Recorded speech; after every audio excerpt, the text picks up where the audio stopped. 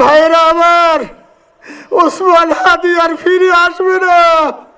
ওসমান, তুমি দেখে যাও, লক্ষ লক্ষ জনতা, তাওহীদি জনতা তোমার জন্য পাগল।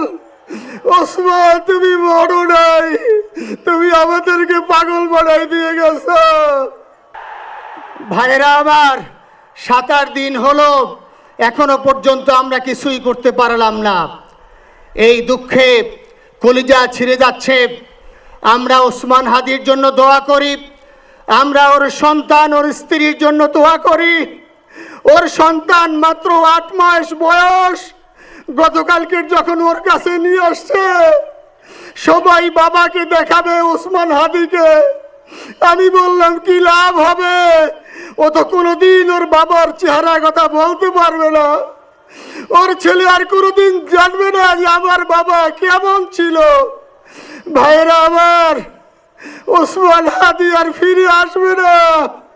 ওসমান, তুমি দেখে যাও, লক্ষ লক্ষ জনতা, তাওহীদি জনতা তোমার জন্য পাগল।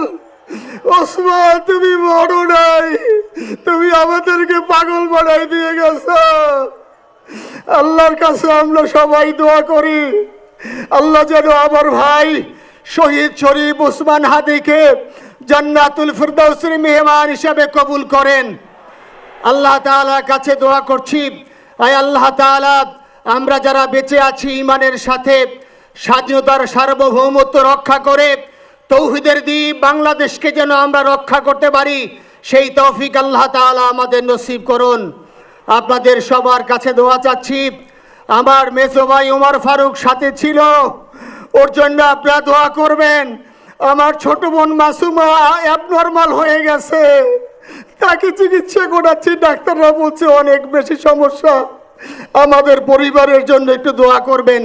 আমাদের আর কোনো চাওয়া পাওয়া নাই।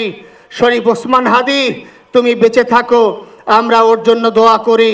আল্লাহ তাআলা শরীফ ওসমান হাদিকে জান্নাতের সর্বোচ্চ মাকাম নসিব করুন। আমিন। আসসালামু আলাইকুম ওয়া রাহমাতুল্লাহি ওয়া বারাকাতুহু।